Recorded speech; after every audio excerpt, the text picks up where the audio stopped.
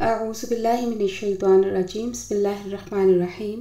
رب اشرح لی صدری ویسر لی امری واحلل عقدۃ من لسانی یفقہوا قولی واجعل لی وزیرا من اہلی آمین یا رب العالمین۔ آج کی پہلی آیت میں اب ان کا ذکر آ رہا ہے کہ اللہ نے جن کے لیے جہنم کا وعدہ کر لیا کہ جن کے ایسے اعمال ہوں گے کہ ان کو اللہ پاک جہنم میں بھیجیں گے۔ فرمایا ان الذین، بے شک وہ لوگ، لا یرجون، جو نہیں امید رکھتے، لقاءنا، ہماری ملاقات کی، یعنی قیامت کے وہ قائل نہیں، ورضوا بالحیات الدنیا، اور وہ راضی ہو گئے دنیا کی زندگی پر، واطمأنوا بہا، اور وہ مطمئن ہو گئے اس زندگی پر، یعنی نہ تو انہیں دین کی فکر ہے، نہ نماز کی، نہ حرام حلال کی۔ اور پھر والذین ہم، اور وہ لوگ جو عن آیاتنا غافلون، ہماری آیات سے غافل ہیں، اولئک مأواہم النار، یہی لوگ ہیں کہ ان کا ٹھکانہ ہے دوزخ، بما کانوا یکسبون، اس وجہ سے کہ جو وہ کماتے تھے۔ کیونکہ اللہ تعالیٰ نے تو انسان کو اشرف المخلوقات بنایا۔ کیوں بنایا؟ اس کا مقصد کیا ہے؟ اس کو اتنی عزت اللہ نے کیوں دی؟ جب انسان کو بہت عزت دی جاتی ہے تو ذمہ داری بھی اس کی بڑھ جاتی ہے، لیکن آج ہم انسان اپنی ذمہ داریوں سے غافل ہو کے اپنے مقام سے گر گئے۔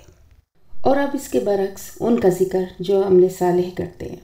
ان الذین آمنوا، بے شک وہ لوگ جو ایمان لائے، وعملوا الصالحات، اور انہوں نے عمل بھی اچھے کیے۔ آپ دیکھیں قرآن پاک میں بار بار جہاں بھی ایمان والوں کا ذکر ہوتا ہے تو ساتھ یہ ضرور ہوتا ہے کہ عمل صالح بھی، کیونکہ صرف منہ سے دعویٰ کر دینا، زبان سے کلمہ پڑھ دینا اور پھر آپ کا عمل اس چیز کی گواہی نہ دے۔ آپ نماز بھی پڑھ رہے ہیں لیکن آپ لوگوں کو تنگ کر رہے ہیں، آپ لوگوں کے لیے آسانیاں نہیں بلکہ مشکلات بڑھانے کا باعث بن رہے ہیں، تو پھر اس طرح سے آپ کے اعمال بیکار ہو جاتے ہیں۔ جہاں آپ کو حقوق اللہ پورے کرنے ہیں وہاں حقوق العباد کا بھی خیال رکھنا ہے اور اللہ کی خاطر رکھنا ہے، تو عمل صالح میں یہ سب چیزیں آ جاتی ہیں۔ اور پھر یہدیہم ربہم، اللہ تعالیٰ ان کو ہدایت پر قائم رکھے گا، بِایمانہم، ان کے ایمان کی وجہ سے، تجری من تحتہم الانہار، اور جاری ہوں گی ان کے نیچے نہریں، فی جنات النعیم، اور وہ نعمتوں کے باغوں میں ہوں گے۔ دعواہم فیہا، اور پکار ان کی اس میں ہوگی، یعنی جنت کے باغوں میں وہ کیا پکاریں گے، کیا کہیں گے؟ سبحانک اللہم، کہ اے اللہ تیری ذات پاک ہے، وتحیتہم فیہا سلام، اور جب ملاقات ہوگی ان کی تو ان کے اندر سلام ہوگا، کہ جب جنتی آپس میں ملیں گے تو ایک دوسرے کو سلام کہیں گے۔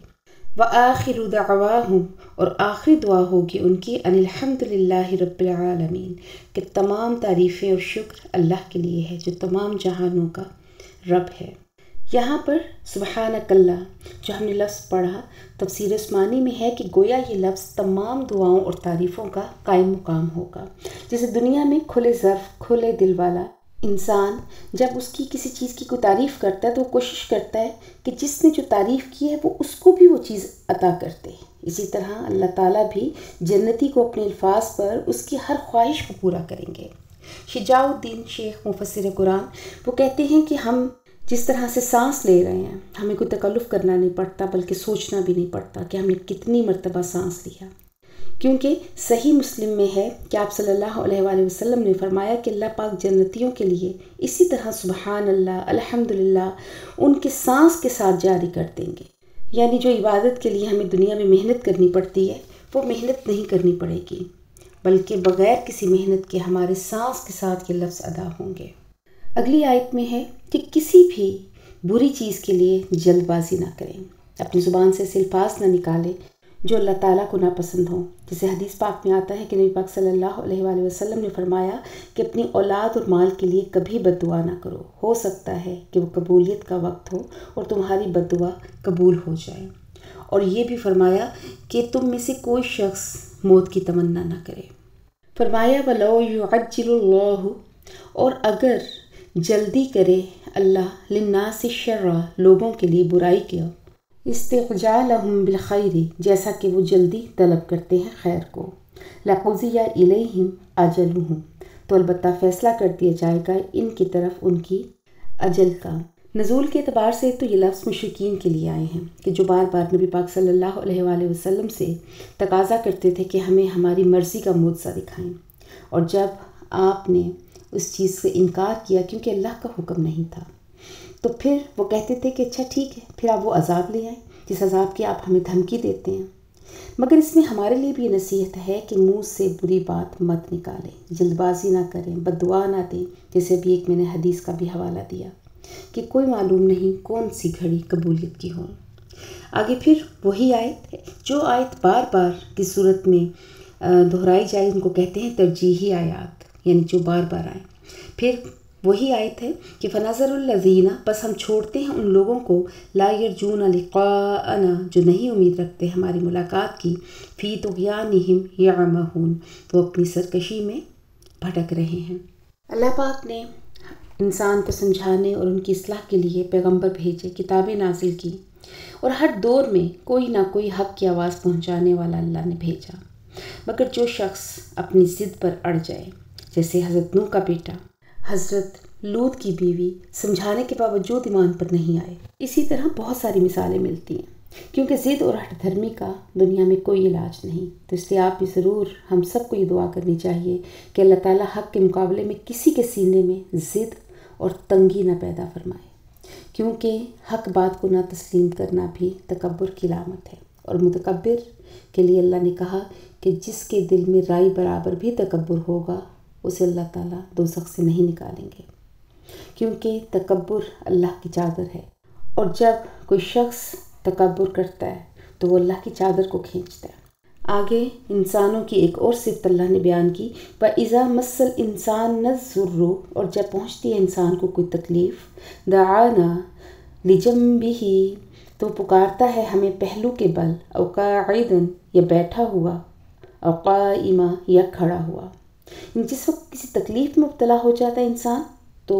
اس کے سجدے لمبے ہو جاتے ہیں، اللہ سے دعائیں لمبی ہو جاتی ہیں۔ فَلَمَّا كَشَفْنَا عَنْهُ، اور پس جب ہم کھول دیتے ہیں اس سے ضُرَّهُ، اس کی تکلیف کو، مَرَّ كَأَن لَّمْ يَدْعُونَا، تو وہ گزرتا ہے گویا کہ اس نے ہمیں جیسے پکارا ہی نہیں، إِلَىٰ ضُرٍّ مَسَّهُ، کسی تکلیف کی طرف جو اس کو پہنچی تھی۔ كَذَلِكَ زُيِّنَ لِلْمُسْرِفِينَ، اسی طرح مزین کیا گیا مسرفین کے لیے جو حد سے نکلنے والے ہیں، ما کانوا یعملون، جو کچھ کہ وہ کیا کرتے تھے۔ یعنی آپ صلی اللہ علیہ وآلہ وسلم نے ہمیں یہاں یہ تعلیم دی کہ مومن کی شان یہ ہے کہ وہ خدا کو اپنے عیش و آرام میں یاد رکھے تو اللہ تعالیٰ اسے سختی اور مصیبت میں نہیں بھولیں گے۔ وَلَقَدْ أَهْلَكْنَا الْقُرُونَ، اور البتہ تحقیق ہم نے ہلاک کیا بہت سی بستیوں کو، من قبلکم، آپ سے پہلے، لما ظلموا، کہ جب انہوں نے ظلم کیا۔ قرآن پاک میں ظلم شرک کو بھی کہا گیا ہے، ان الشرک لظلم عظیم، کہ بے شک شرک بہت بڑا ظلم ہے۔ کیونکہ ہم نے قرآن میں بہت ساری قوموں کا احوال پڑھا، قوم ہود، قوم صالح، قوم لوط، قوم شعیب، آل فرعون، کہ یہ سب جب شرک میں مبتلا ہو گئے تو پھر اللہ تعالیٰ نے ان پر عذاب کو ڈال دیا۔ وَجَاءَتْهُمْ رُسُلُهُمْ بِالْبَيِّنَاتِ، اور آئے ان کے پاس ان کے رسول واضح دلیلیں لے کر۔ وَمَا كَانُوا لِيُؤْمِنُوا، اور نہیں تھے وہ لوگ کہ ایمان لاتے، یعنی وہ لوگ اپنے کفر پر ڈٹے رہے۔ كَذَلِكَ نَجْزِي الْقَوْمَ الْمُجْرِمِينَ، اسی طرح ہم بدلہ دیتے ہیں مجرم قوم کو۔ اور پھر ان قوموں کی ہلاکت کے بعد ثُمَّ جَعَلْنَاكُمْ خَلَائِفَ، پھر ہم نے بنایا تمہیں نائب، فی الارض، زمین میں، من بعدہم، ان کے بعد، لننظر کیف تعملون، تاکہ ہم دیکھیں کہ تم کیسا عمل کرتے ہو۔ یعنی یہاں اس دنیا میں انفرادی طور پر ہر شخص امتحان دے رہا ہے اور پوری زندگی اجتماعی طور پر امتحان دے رہی ہے۔ اگر ہم یہاں اکڑ دکھائیں گے، اللہ کے احکامات کو نہیں مانیں گے، تو جیسا حشر پچھلی قوموں کا ہوا ویسا ہی حشر آج کے لوگوں کا بھی ہوگا۔ وَإِذَا تُتْلَىٰ عَلَيْهِمْ، اور جب پڑھی جاتی ہیں ان پر، آیاتنا بینات، ہماری آیتیں صاف صاف، قال الذین، تو کہتے ہیں وہ لوگ، لا یرجون لقاءنا، جو امید نہیں رکھتے ہماری ملاقات کی، نأتی بقرآن غیر ھذا، کہ لے آ کوئی اور قرآن اس کے علاوہ، کہ اگر یہی قرآن رکھنا ہے تو او بدل ہو، یا اس کو تھوڑا تبدیل کر دیں۔ وہی بات کہ یعنی ہمیں معجزہ دکھائیں یا اس کی آیات یا اس کی شریعت کو تھوڑا سا بدل دیں جس میں ہمارے بھی خداؤں کا ذکر ہو تو ہم بھی آپ کے خدا کو مانیں گے۔ تو یہ چیز اس وقت ہی نہیں بلکہ آج بھی ہمارے معاشرے میں ہے کہ جو مسلمان دین کو نہیں سمجھتے تو ان کو یہ سود بہت مشکل لگتا ہے، اس سے جان چھڑوانا، ان کو جہاد پر جانا بہت مشکل لگتا ہے۔ ہمارے اوپر جو آج یورپی ممالک حکومت کر رہے ہیں وہ کہتے ہیں کہ ہم اپنے نصاب سے سود اور جہاد کی آیات کو نکال دیں۔ وہ کہتے ہیں کہ شرعی سزائیں بہت سخت ہیں، ان کو بدل دیں، یعنی بہت سافٹ امیج آف اسلام ہونا چاہیے، جبکہ یہ ہمارے اللہ کا حکم ہے اور ہر حکم اللہ کا مصلحت سے بھرپور ہے۔ اور مصلحت نہ بھی ہو تو جب ہم نے کہہ دیا کہ رضیت باللہ رب و بالاسلام دینا و بمحمد النبی و قرآن اماما، تو پھر ہر چیز ایک طرف اور اللہ کا حکم ایک طرف۔ تو اب اللہ پاک کہتے ہیں کہ قل آپ صلی اللہ علیہ وآلہ وسلم کہہ دیں ما یکون لی، کہ نہیں ہے مجھے کوئی اختیار، ان ابدلہ، یہ کہ میں تبدیل کروں، من تلقاء نفسی، اپنی طرف سے اس کو، کہ جو کلام اللہ نے نازل کیا جبرائیل امین لے کر آئے، اس کو تمہاری خواہش کے مطابق قطعاً تبدیل نہیں کر سکتا۔ ان اتبع الا ما یوحی الی، اور نہیں پیروی کرتا میں مگر اس چیز کی جو وحی کی جاتی ہے میری طرف، کہ اللہ کی طرف سے جو پیغام میری طرف آتا ہے میں اس کی پیروی کرتا ہوں، اس کو بدلنے کا مجھے کوئی اختیار نہیں۔ انی اخاف، اور بے شک میں ڈرتا ہوں، ان عصیت ربی، کہ بے شک اگر میں نے نافرمانی کی اپنے رب کی، تو عذاب یوم عظیم، تو بڑے دن کے عذاب سے۔ ان الفاظ میں آپ کی عاجزی اور مشرکین کو یہ بتایا جا رہا ہے کہ تبدیلی ممکن نہیں۔ جو اللہ نے ایک شریعت، ایک قانون بنا دیا، جس طرح سے اس کتاب کو نازل فرما دیا، اس میں ایک حرف، ایک زیر زبر بھی تبدیل نہیں کی جا سکتی، اور اس کی حفاظت کی ذمہ داری تو اللہ پاک نے خود اٹھائی۔ آج کے سبق میں ہمیں یہ پتہ چلتا ہے کہ ایمان کے ساتھ نیک عمل بھی بہت ضروری ہے۔ جب ہمارے اعمال نیک ہوں گے قرآن پاک اور حدیث کی روشنی کے تحت، تو ہمیں ہمارا ایمان صحیح فکر بھی دے گا، قوت تمیز بھی، اور پھر ہمارے لیے مستقل عملی رہنما بن جائے گا۔